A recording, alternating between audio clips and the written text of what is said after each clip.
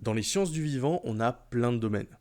Par exemple, l'écologie scientifique s'intéresse aux écosystèmes dans leur ensemble. Les milieux de vie, les peuplements, les relations entre les êtres vivants, et ça parfois dans des environnements géants. La grande barrière de corail ou bien la forêt amazonienne par exemple. Alors qu'on a aussi la biologie moléculaire qui, elle, va s'intéresser aux composants de la cellule, donc aux molécules du vivant.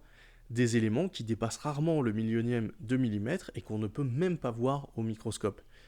Ça veut dire que le vivant, c'est en fait un ensemble hyper divers, avec des éléments qui sont énormes et des éléments qui sont minuscules, trop petits même pour être vus au microscope. Alors justement, comment tout ça s'organise?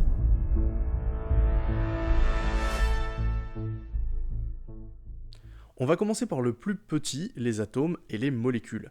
On est sur les composants de base de toute la matière, donc c'est la chimie qui s'y intéresse. Une molécule bien connue chez l'humain, c'est l'hémoglobine. C'est elle qui permet le transport du dioxygène dans l'organisme avec le sang, et c'est aussi elle qui donne sa couleur rouge au sang justement. Pour voir comment les atomes et les molécules fonctionnent dans le vivant de manière générale, on a ce qu'on appelle la biochimie et la biologie moléculaire. L'ordre de grandeur, c'est environ le millionième de millimètre.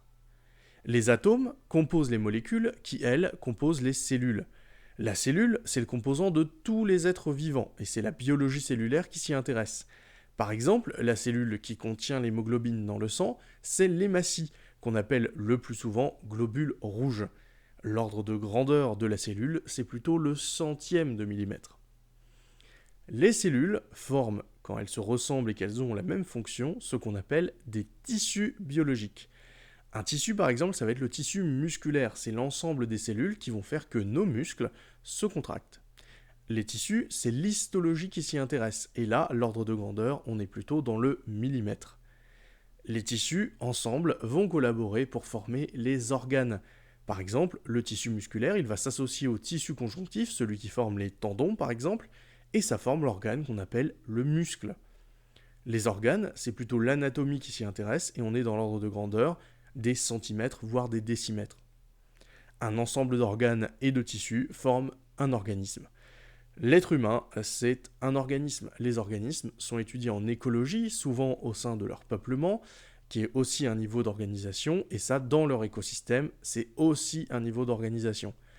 L'ensemble des écosystèmes de la planète forme le plus grand niveau d'organisation, la biosphère, l'ensemble des êtres vivants, de tous les écosystèmes sur Terre.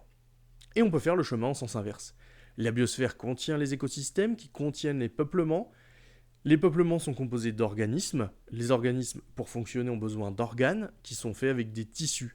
Ces tissus sont formés de cellules, qui sont des assemblages de molécules, qui elles-mêmes sont faites grâce à des liaisons d'atomes. Alors attention, tout ça c'est une règle générale et il y a évidemment des exceptions. Les bactéries par exemple sont à la fois des cellules et des organismes.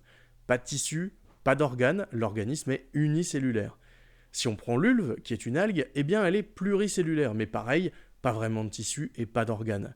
Tout ça c'est donc une idée générale des niveaux d'organisation. Mais quand on étudie le vivant, il faut quand même garder à l'esprit ces niveaux d'organisation, même avec les exceptions.